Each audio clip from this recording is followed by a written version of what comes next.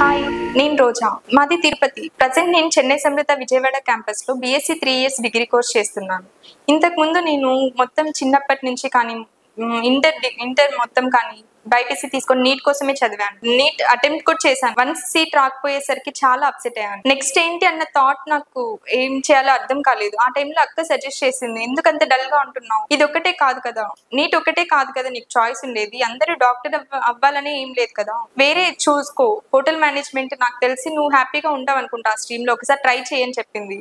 ఆ టైంలో నేను కూడా అందరిలాగానే ఆలోచించాను. Hotel management, food production, food అంతా నేను ఫుడ్ చేయాలా అన్న థాట్ లో ఉండిపోయాను. ఇన్ని రోజులు డాక్టర్ అనుకుని ఉండి ఇప్పుడు ఫుడ్కి వెళ్తే అందరూ నన్ను ఏమనుకుంటారు అన్న ఫీలింగ్ లో ఉండిపోయాను. ఒకసారి చూద్దాం దాని గురించి సెర్చ్ చేసి ఇంకా ఏమున్నాయో అక్క చెప్తే ఏదో ఒకటి నా మంచి కోసమే చెప్పుకుంటది కదా అన్న ఆలోచనతో ఒకసారి సెర్చ్ చేశాను. చేస్తే అందులో ఫ్రంట్ ఆఫీస్ చాలా బాగా నచ్చింది నాకు. ఫ్రంట్ ఆఫీస్ కి సంబంధించి మంచిగా హెడ్ ఆఫ్ ది డిపార్ట్మెంట్ అవుదాము అనుకొని డాడీని అడిగాను, హోటల్ మేనేజ్మెంట్ చదువుతాను డాడీ అనేసి.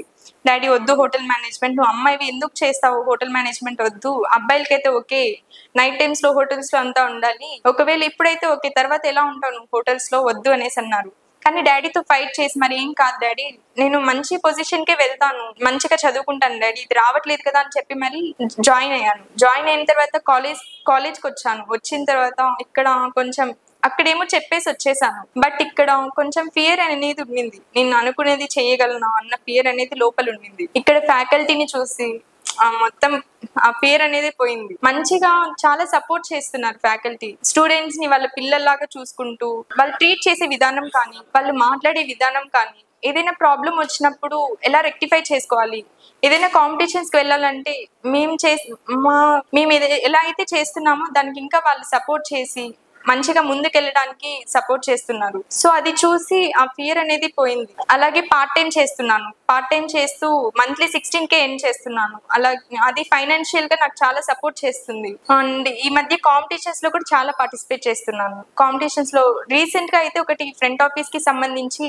No your guest wow your guest competition లో పార్టిసిపేట్ చేశాను. అందులో ఫస్ట్ ప్రైజ్ వచ్చింది. సో ఇంకా డాడీకి కూడా చాలా హోప్ పెరిగింది, నేను సక్సెస్ అవ్వగలను ఫ్రంట్ ఆఫీస్ కి సంబంధించి. అది కాలేజ్ లోనే కాకుండా బయట జరిగిన కాంపిటీషన్ కదా, సో అందులోనే ఫస్ట్ ప్రైజ్ వచ్చిందంటే హోప్ పెరిగింది డాడీకి.